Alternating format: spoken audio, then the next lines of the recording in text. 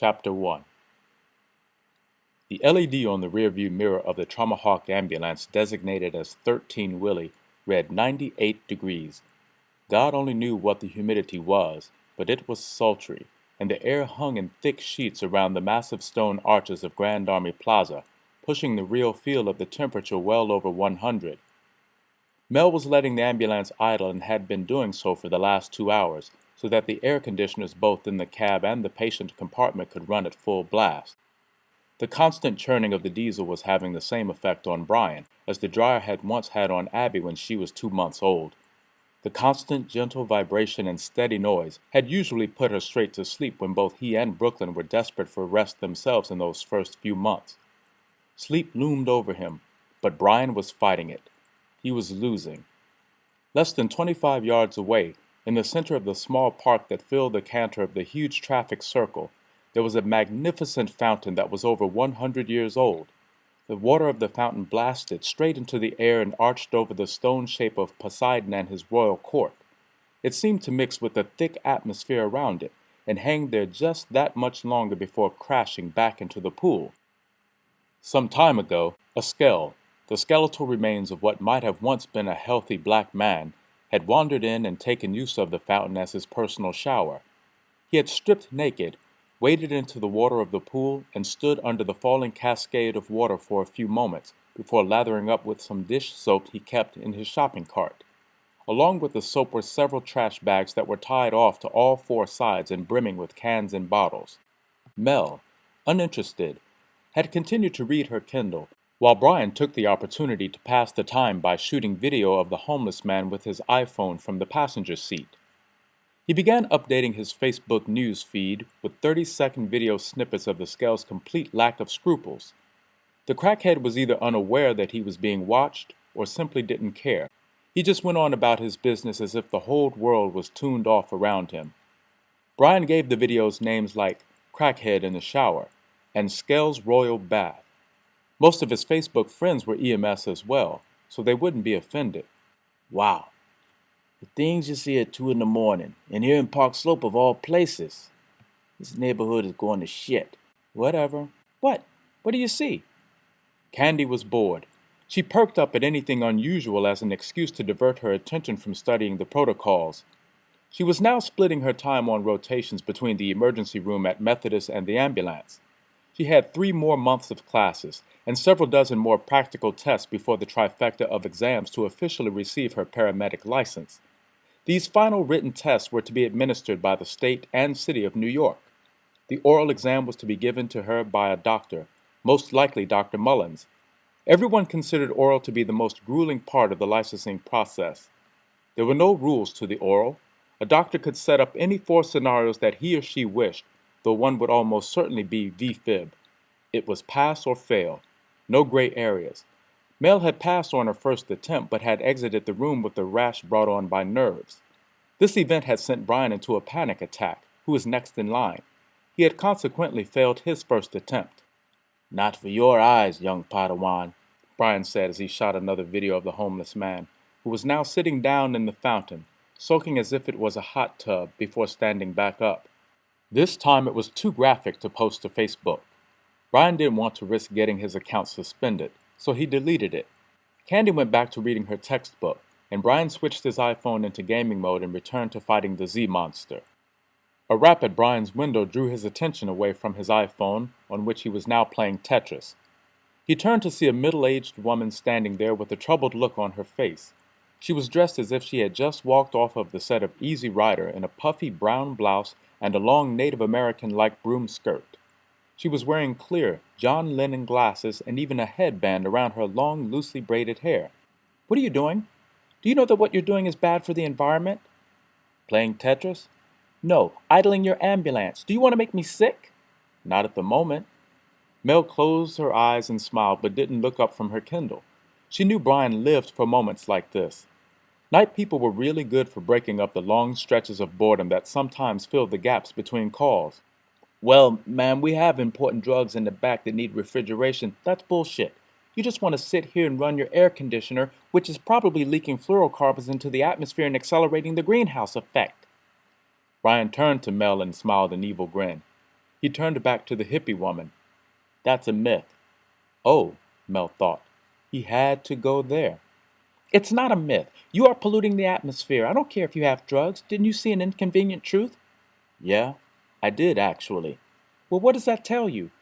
That I'm damn glad I didn't vote for Al Gore, and that I need to stay inside the bus with the AC turned on because it's gonna get fucking hot.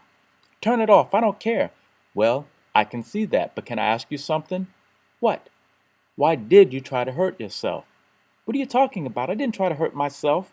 And you'll be in Bellevue for 72 hours before they figure that out. Get my drift?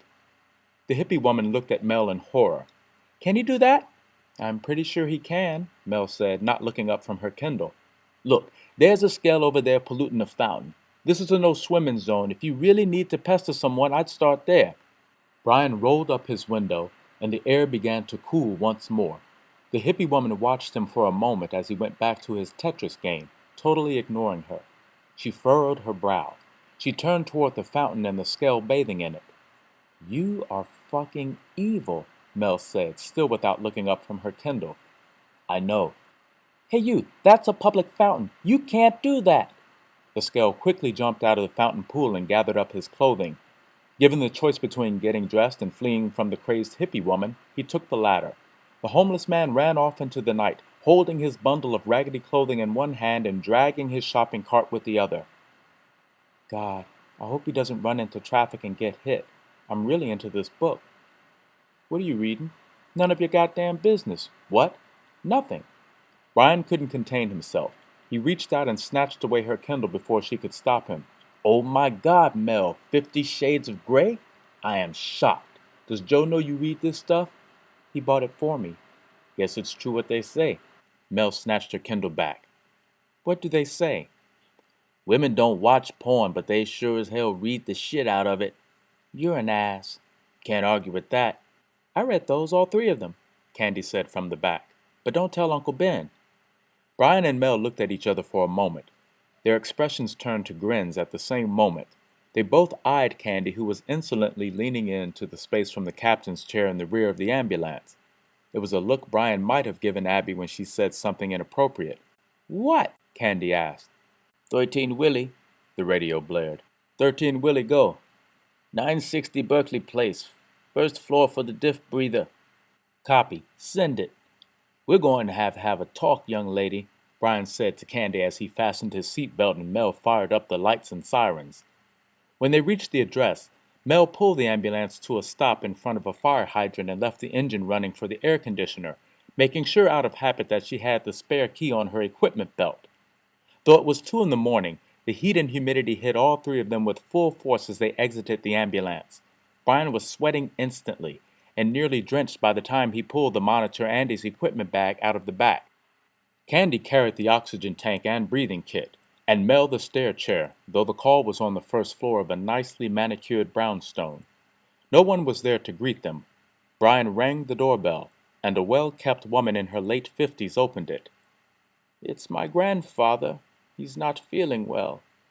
She calmly led them through a nicely arranged living room, furnished with antique chairs carefully arranged on a beautifully buffed hardwood floor.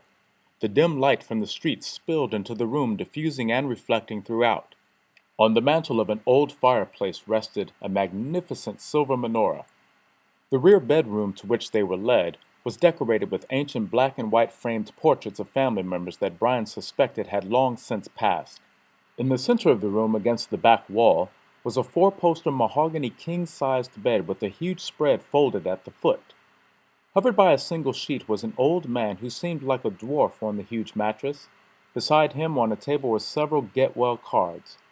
The old man's eyes fluttered open as Brian and Mel entered, followed by Candy. Boy, Shauna, this was not necessary, he spoke softly. Just let them have a look, Zadie. All right, suit yourself if it makes you happy. His focus shifted to Brian. Sit, please. Brian sat on the edge of the bed and began to unroll his blood pressure cuff. Mel, can you and Candy get a history? Sure. Brian turned back to the old man. Are you in any pain? Oh, no, the pain is gone. Thank God. Gone? Were you having pain? No, Not tonight. Why did your granddaughter call us here? Did you ask her to? Oh, no. She's just worried. I believe she knows. Knows? What does she know? I'm dying, of course. We'll see if we can keep that from happening. It's not so bad. I got out of the hospital to come home. People should be at home. I wanted to hire a nurse, but she wouldn't have it. Such a good child she was. She never married. It's too bad. As Brian took his blood pressure, he noticed that he had a tattooed number on his forewrist. It was barely noticeable. The ink had faded into his skin over the years, but it was there, the mark of a Nazi death camp. He wrapped the blood pressure cuff around the old man's upper arm, which was frail and light when he lifted it, something that the old man couldn't do under his own strength. His blood pressure was dangerously low and was sinking as he took a second reading. Can I hook you up to the monitor? If you feel it is necessary. Is there anything I can do at the moment to make you more comfortable? No, but you are very kind. I can see that. You just haven't gotten to know me yet. And funny, too. Such a thing. It's good. That can get you through a lot in life. It sure can. Brian placed the contacts on the old man's wrinkled, pasty white chest. He hooked the leads up and took a reading. His rhythm had regular but small QRS complexes that seemed to be growing weaker and smaller. Do you have children? He asked Brian. Yeah, a boy and a girl. How old are they? My son is 11 and my girl turned 4. Well, 4.5 if you ask her. I had another son. Brian stopped. It was unprofessional to speak on such a personal level. It made him feel uncomfortable.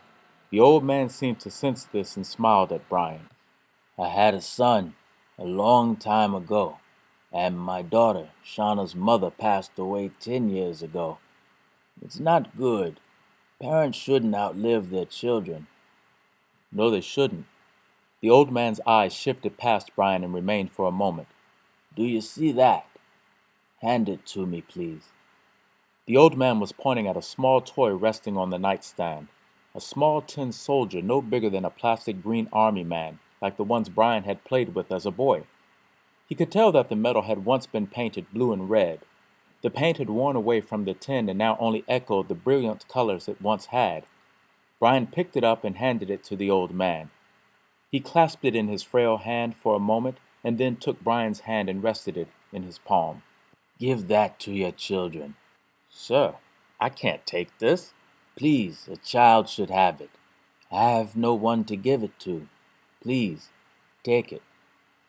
Mel stepped into the doorway and motioned for Brian to come to her. I'll be right back. Brian joined Mel at the door, who was holding a paper which she handed to him. He knew in an instant what it was, a DNR, an order that they were not to resuscitate under any circumstances should he expire.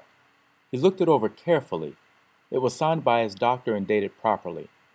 Brian turned and went back to the bed. He looked at the monitor which had flatlined. He sat down beside the old man on the bed for a moment, looking at the tin soldier. Then he gingerly removed the leads from the man's chest, carefully closed his eyelids, and then pulled the sheet back up to his chin and collected his equipment. On his way out of the room, Brian looked back at the old man.